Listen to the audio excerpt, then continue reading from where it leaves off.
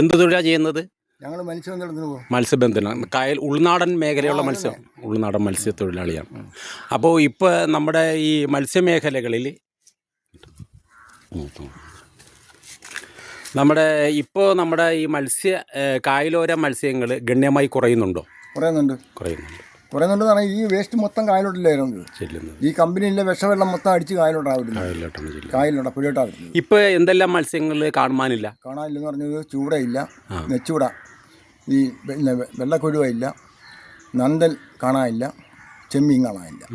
മറ്റ് ഈ കണമ്പ് സെറ്റ് കായൽ കയറി വരുന്നതാണ്, അതൊന്നും കായൽ വരുന്നില്ല ഇപ്പം. അങ്ങനെ ഇപ്പം ഉണ്ടെന്ന് പറഞ്ഞത് എവിടെ ചെന്ന് വെച്ചാലും ഇല്ല. കൂരി, വെള്ളക്കൂരി, ഈ ചുമന്ന കൂരി, അതാർക്കും വേണ്ട. അത് തന്നെ കായൽ പട്ടിടക്കുന്നത്. ഈ അഴുക്ക് വരുന്നതാണ് കൂരി അങ്ങ് പെരുത്തങ്ങ് മുഴുവ. കാരണം ഈ അഴുക്ക് മൊത്തം മുട്ടയിട്ടങ്ങ് മാറ്റിയല്ലോ. ഈ കാണുന്ന ഇല്ല മാർക്കറ്റിനകത്തൊരു കടയുണ്ട്, അറിയാമോ? ചായക്കട. ആ ചായക്കട എടുത്ത് തോട്ടെടുത്ത് നോക്കണം, ഒരു കറക്റ്റ് ഇങ്ങനെ കെട്ടിയിട്ടാക്കിയാ തോട് ആരും കാണാതിരിക്കുന്നുണ്ടാക്കി ഉള്ള വേസ്റ്റ് മൊത്തം കൊണ്ടുപോകാൻ മറിക്കുക. രാത്രി ഒരു 4 മണിയാകുമ്പോൾ, ഒരു 2 മണിയാകുമ്പോൾ പാടത്തേക്ക് കൊണ്ടുവന്ന് ചാക്ക് കെട്ട് നിറയാ കൊണ്ടുവന്ന് മറിക്കുന്നത്. ആ വണ്ടി വന്ന് പാടത്തേക്ക് കൂടെ കൊണ്ടുവന്ന് മറിക്കുന്നത്. ഇതൊക്കെ നിർത്തലാക്കി കഴിഞ്ഞാൽ പുഴയിൽ തന്നെ ഉണ്ടാവും. ഈ പാവപ്പെട്ട മത്സ്യത്തൊഴിലാളികൾക്ക് പണിയെടുത്താൽ എന്തെങ്കിലും കിട്ടുകയും ചെയ്യും, കായൽ ചിറക്കം ഉണ്ടാവും. ഞണ്ട് എങ്ങനെയുണ്ട് ഇപ്പോൾ? ഞണ്ട് കുറവാണ്. ഞണ്ടും വംശനാശം സംഭവിച്ചു. ഞണ്ടുമില്ല. പള്ളത്തിയില്ല. പള്ളത്തി കാണാനേ ഇല്ല. ഇതൊന്നും കാണാനില്ല. അപ്പോൾ യഥാർത്ഥത്തിൽ ഈ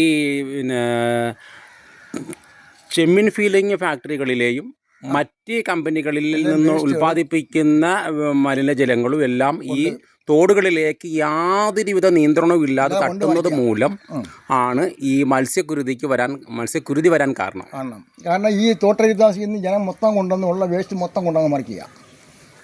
ഈ തോട്ടത്തിൽ താമസിക്കുന്ന ജനങ്ങൾ നമ്മൾ ഉച്ചയ്ക്ക് നമ്മൾ ആഹാരം കഴിക്കാൻ ഇരിക്കുമ്പോൾ കാറ്റടിക്കുമ്പോൾ വാട അങ്ങ് കോവിനകത്തോടെ കയറിയില്ല, കിണ്ടൽ കുമാന്ന് അടിച്ചു വരുന്ന വാട. അപ്പം അതൊക്കെ നിർത്തൽ ചെയ്ത് കഴിഞ്ഞാൽ നമുക്ക് കായൽ കൊണ്ട് നമുക്ക് രക്ഷപ്പെടാം പുഴ. കാരണം ഇപ്പം ഈ വെള്ളം ഉണ്ടോ, ആ വെള്ളം ഇപ്പം അഴുക്ക് വെള്ളമാകുന്നത്. ആ വെള്ളത്തിൻ്റെ അടിയിൽ നിന്ന് ആ വെള്ളം നമ്മളൊന്ന് ഒരു പാത്രത്തിൽ ചെറിയൊരു കപ്പെടുത്ത് അല്ലെങ്കിൽ ഒരു കൊച്ചു കുപ്പിയെടുത്ത് നിന്ന് കോരിയിട്ട് നമ്മളൊന്ന് മൂക്കിൽ നിന്ന് മണത്ത് നോക്കണം.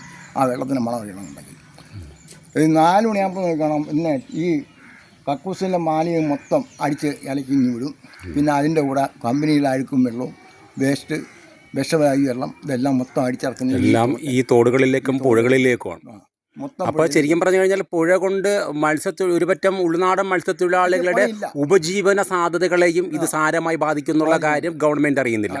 അതോ ഗവൺമെൻറ് അറിഞ്ഞിട്ട് കണ്ണടക്കുന്നതാണോ? ഈ ഗവൺമെൻറ് അറിഞ്ഞിട്ട് കണ്ണടയ്ക്കുക മാത്രമല്ല, ഇത് ഇടയ്ക്ക് നിന്ന് ഈ ഗവൺമെൻറ്റിൽ നിന്ന് വരുന്ന ആൾക്കാരെ കൈക്കൂലി കാശ് മേടിക്കുക. ഇത് മുഖ്യമന്ത്രി അറിയുന്നില്ല. ഇത് മുഖ്യമന്ത്രി അറിയുന്നില്ല. ആ പാടത്ത് നമ്മുടെ പഴയ പാടത്തിൻ്റെ പടിഞ്ഞാറേ സൈഡിൽ നോക്കണം, ഒരു പോസ്റ്റ് കൊണ്ടുപോയിട്ടിരിക്കുന്നത്. ആ പോസ്റ്റിനകത്ത് ഉള്ള മാലിന്യം മൊത്തം എടുത്ത് ഫോട്ടോ എടുത്തിട്ട് ചെയ്തത്. എന്നിട്ട് വലിയൊരു പ്രതികരണം ഹോട്ടലിലെ ചാപ്പാട് ഈ വേസ്റ്റ് വരുന്നത് അത്രയും കൊണ്ടുവന്ന് ബോസ് നിറയെ കൊണ്ടുവന്ന് അങ്ങ് മറിക്കുക മൊത്തം. ഇതെല്ലാം കൊണ്ടുവന്ന് തോട്ടിലാണ് മറിക്കുന്നത്. ഈ ഒന്നാമത്തെ കാര്യം എന്ന് പറഞ്ഞാൽ കമ്പനിയുടെ ഈ അഴുക്ക് വെള്ളം ഈ കടക്കത്ത് ഇച്ചിരി കഴിയുമ്പം വന്നിരുന്ന് ചായ കുടിച്ചോ വേണം, ഈ തോട്ടിലെ വാടകയ്ക്കണം ഈ കടയിരുന്നത് ഇന്ന് കേട്ടോ. അവസ്ഥകൾ പറഞ്ഞ അവസ്ഥകൾ കുറഞ്ഞേ. ഏതാണെങ്കിലും ഈ ഒരു നിർദ്ദേശം നല്ലതാണ്. ഇത് ഞങ്ങളുടെ സംഘടന ഇവിടെ ജില്ലാ കളക്ടർ ഇവിടെ വന്നായിരുന്നു, ഡെപ്യൂട്ടി കളക്ടർ ഇവിടെ വന്നായിരുന്നു. എന്ന് പറഞ്ഞാൽ ജില്ലാ കളക്ടറെ അഡീഷണൽ കളക്ടർ ഇവിടെ വന്നു. വന്നുടനെ ഈ വണ്ടി ഇവിടെ കണ്ടുകൊണ്ട് ചെയ്യാമെന്ന് പറഞ്ഞ് സാറേ ഇതുപോലെയൊക്കെ സംഭവമാണ്, അത് ഞാൻ കളക്ടർക്ക് കൊടുക്കാമെന്ന് പറഞ്ഞിട്ട് ഇതുവരെ ഒരു രംഗം ഉണ്ടായിട്ടില്ല. അതിൻ്റെ അറിയണമെന്നുണ്ടെങ്കിൽ നമ്മുടെ ആ മാർക്കറ്റിനകത്ത് വന്ന കടയില്ല, ആ മാർക്കറ്റിനകത്ത് വന്ന ആ ബേക്കറിയും ചായക്കടയും അറിയാമല്ലോ, അതിനിപ്പുറത്ത് മത്സ്യബന്ധനത്തിൻ്റെ ഒരു ലേലക്കട ഓഫീസുണ്ട്. ആ ഓഫീസിൻ്റെ ടിക്കറ്റ് നോക്കണം. ഇത്രയും നീളത്തിൽ ഇങ്ങനെ കറക്കം കണ്ടിട്ട് എടുത്തിട്ടില്ല. എന്തിനാ ഈ ജനങ്ങൾ ചായ കുടിക്കാൻ പറ്റുന്ന തോട് കാണരുത്, അതിന് വേണ്ടി ചെയ്തിട്ടുണ്ട്. അത് നമ്മളൊക്കെ നഷ്ടമായ മറുപടി കൊടുത്തു കഴിഞ്ഞാൽ അവർ ഫുഡ് ഇൻസ്പെക്ടർ വന്ന് കണ്ടു കഴിഞ്ഞിട്ടുണ്ടല്ലോ ആ കട പൂട്ടിക്കും. അതാണ് അതിൻ്റെ. ശരി, ഏതാണെങ്കിലും നന്ദി. ഏതാണെങ്കിലും ഇങ്ങനെ ഒരു വീഡിയോ നമുക്കിപ്പോൾ പണിയില്ല. ഇവിടെ ചെയ്താൽ 1 മാസം പല സമരമുറ പരിപാടികളും നടത്തി പേപ്പറിലും ചാനലുകളിലും പരസ്യം ചെയ്തതല്ലാതെ ചന്ദ്രപുത്തം തോടിൻ്റെ മലിനീകരണത്തിന് പരിഹാരം കണ്ടെത്താൻ കഴിഞ്ഞില്ല. മലിനീകരണ നിയന്ത്രണ ബോർഡും ജില്ലാ ഭരണാധികാരിയും ഭരണകൂടവും ഉള്ള ഈ നാട്ടിലാണ് ഇത്തരത്തിൽ ഒരു നിയന്ത്രണമില്ലാതെ കട്ടിയേറിയ വിഷപദാർത്ഥങ്ങളായ കരദ്രവക മാലിന്യങ്ങൾ തള്ളിവിടുന്നത്. ഇതുമൂലം ജലത്തിൻ്റെ തന്മാത്രയിൽ വന്ന മാറ്റം ജലത്തിൻ്റെ പ്രാണവായു കുറഞ്ഞ് മത്സ്യക്കുരുതിക്ക് ഇടയാക്കുകയും ഇതുമൂലം കായലോര മത്സ്യങ്ങൾ ഗണ്യമായി കുറഞ്ഞും ഈ മലിനജലം ഭൂഗർഭജല അറകളിലേക്ക് കിനിഞ്ഞിറങ്ങി നമ്മുടെ ശുദ്ധജലം ഇല്ലാതാവുകയും ഓരോ കുടുംബങ്ങളുടെയും പമ്പിങ്ങിലൂടെ ശേഖരിച്ച വെള്ളവും കിണറുകളിലെ വെള്ളവും മലിനമാകുന്നത് വഴി ക്യാൻസർ രോഗികളുടെയും പക്ഷാഘാത രോഗികളുടെയും എണ്ണം അരൂർ മേഖലകളിൽ വർദ്ധിക്കുന്നു. ഇത് നിർത്തലാക്കേണ്ട ഉദ്യോഗസ്ഥ വൃന്ദങ്ങൾ കണ്ണടക്കുന്നു. അരൂർ മേഖലയിൽ ചെമ്മീൻ ഫാക്ടറികൾ വന്നതോടുകൂടി ആ മലിനീകരണം യാതൊരുവിധ നിയന്ത്രണങ്ങളും ഇല്ലാതെ പുഴകളിലേക്കും ചാലുകളിലേക്കും തോടുകളിലേക്കും ഒഴുക്കി വിടുന്നതിൻ്റെ പ്രധാന കാരണമാണ് നമ്മുടെ വെള്ളത്തിൻ്റെ ഘടന. സ്ഥലങ്ങളിൽ പൊഴിച്ചാലുകളിൽ ആയിരക്കണക്കിന് ചെമ്മിപ്പൊടികളാണ് ഇതുകൊണ്ട് കോരി ജീവിക്കുന്നത്.